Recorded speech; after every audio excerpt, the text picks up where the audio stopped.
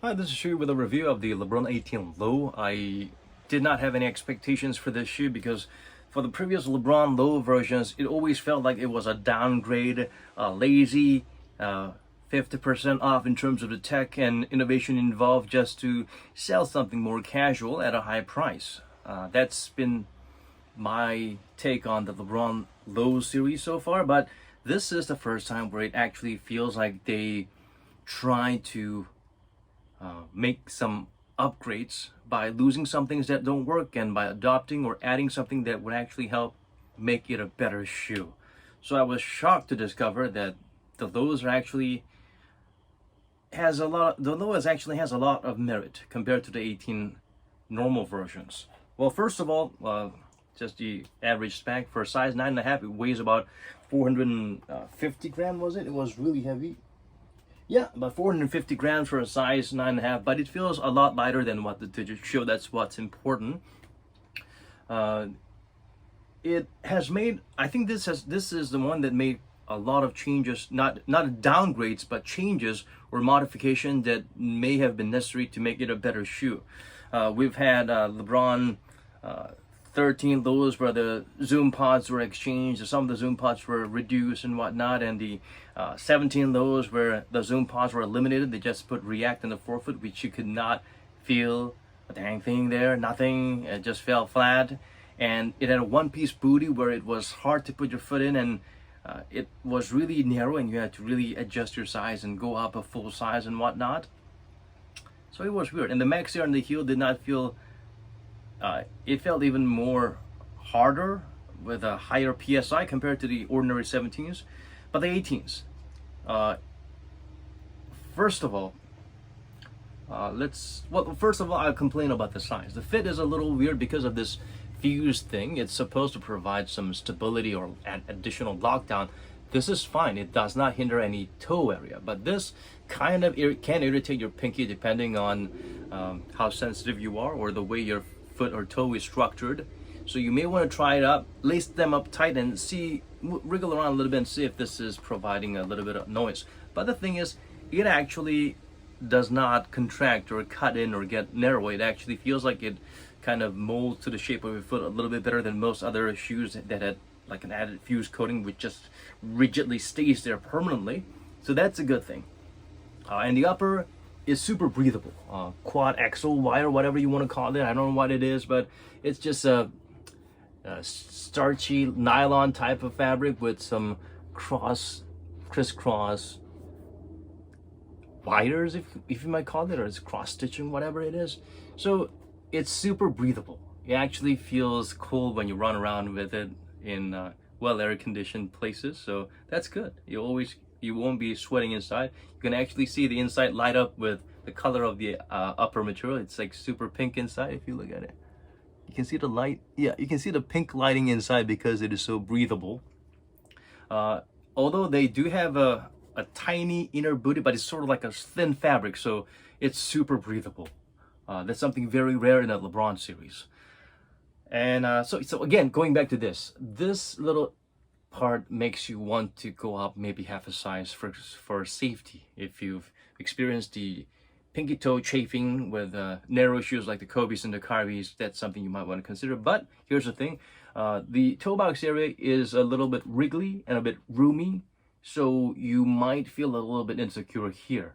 So if you want a clear lockdown here, you might want to sacrifice hurting your pinky a little bit, or maybe a bit of a tightening sensation. It's not crazy tight, so put them on and decide if you don't mind a little bit of wriggle room.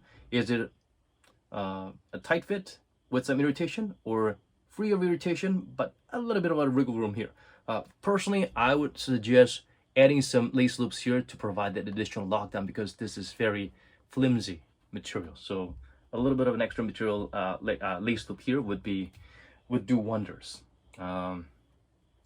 Size is something you might want to consider, because at LeBron 18 you could just go through the size, or maybe go down half the size. It fit just fine. Maybe it's because of the knit material that forms your foot a little bit better.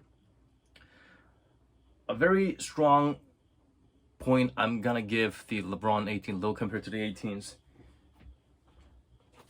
First of all, can you see that there is nothing here? It's actually rounded and there's no angle. There is no outrigger whatsoever. It's not as bad as the 15 where it's super high off the ground and you feel like you're always going to be rolling your ankles. But this isn't too far from it. At least they could have given some type of an outrigger or give a fatter midsole, but they didn't. So it's not super safe. But even with a Zoom Swivel inside a React midsole and a Max heel air, it did feel a little bit lower to the ground than exposed Zoom Air or Max volume Zoom on the forefoot. So it's lower to the ground, but it's still lacking an outrigger. But the lows, as you can tell, these little rounded parts, the midsole itself, it's thicker, rounder, a lot more stable. Stability is, compared to the 18's, top notch. These little parts with a little bit of an exposed React forefoot midsole, this does wonders to provide stability. And this is just React and no Zoom or whatever, so it's very much lower to the ground compared to the 18s. But the React is very minimal. They do feel a lot more React-like. Yeah, you can feel the React much better than the Lebron 17 lows, which you felt like there's nothing there. The insole was pretty much all the cushioning. This, you can feel it better, but still it's not that substantial. My gold standard will be the 270 React. 270 React always had a very nice, spongy forefoot midsole React. It's not high off the ground. It's really thin, but you can feel it. So this is my gold standard. Like Brian Scalabrine, when he's playing one-on-one with average Joes who think they can beat him because he seems like an NBA scrub, he actually schools them well and just destroys them and says, I'm closer to LeBron than you are to me. This is what the shoe says to me. Comparing the LeBron 18 lows and the LeBron 18s, 18 lows are closer to this than how the 18s are closer to this. Yeah, still, this is the gold standard. And the Max Air, it's thicker, of course, than the ones used in the LeBron 18s. It's thicker, yet it actually feels lower. It actually is plusher. It actually works, and maybe it's because of the thickness of it. Maybe it's wider. The React 270 Max works a whole lot better. I would rather play basketball in this shoe than this Max setup because I guess we're upsetting Nike and LeBron. So this Max Air, the PSI is pretty much the same as the 18s, so it's not as rigid and hard as the 17s, but still it could be better. It feels like it's there, but it could be as good as the 270 Max.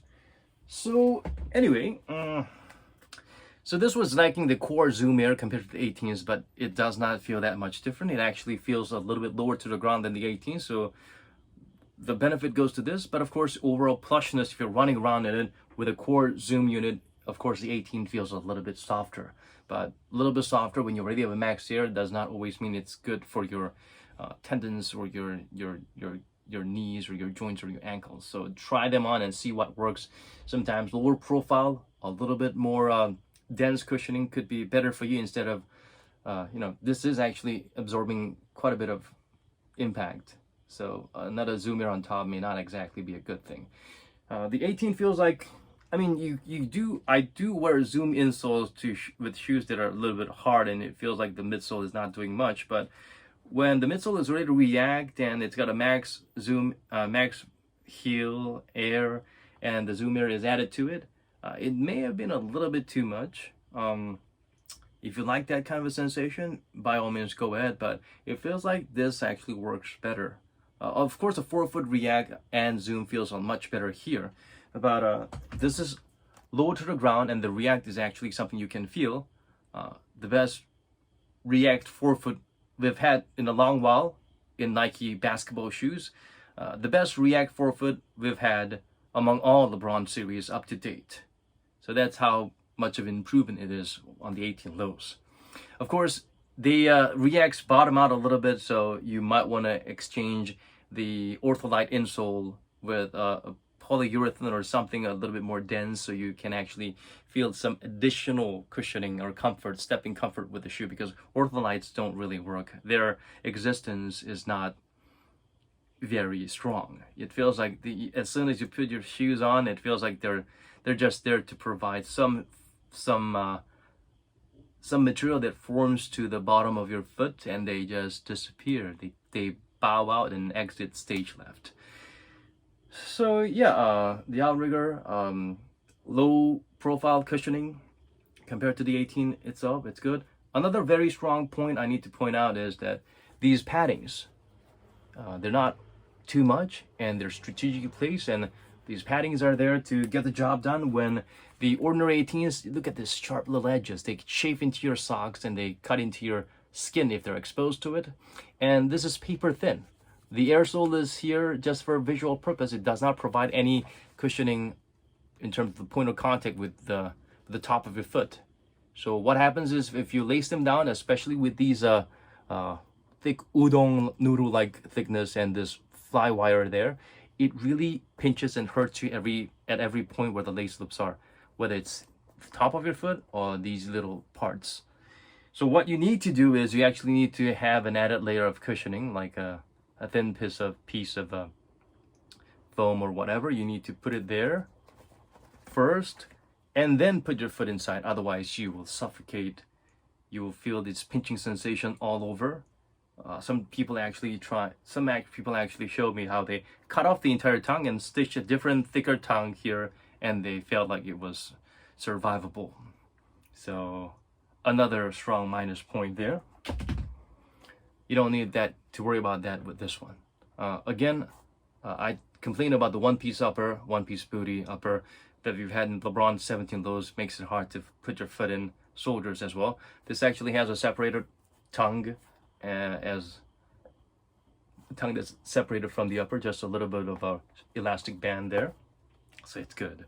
Overall, the padding is good, even though you see these stitch edgy parts, they don't chafe into you at all because of the padding that precedes them here and there as well. So this is a nice, well padded, good form-fitting shoe. And I love how they continue to come up with different designs or different versions of it. Like this has the crown LeBron James logo. Another one has the traditional 23 LeBron James logo. And they put a variety of editions out there. There's the Looney Tunes version, the Space Jam edition, and the Stewie Griffin edition, which is one of my favorites. Waiting for the prices to drop. And for the LeBron 18 lows, they're pretty much, the older colorways are going on a 50% discount already. So they're affordable and decent. If you've found your LeBron experience to be too high off the ground and a little bit too much, this is certainly a good departure and an upgrade compared to the LeBron series that has failed you over and over again. It's shocking that I'm saying all these nice things about a LeBron low edition from its main line.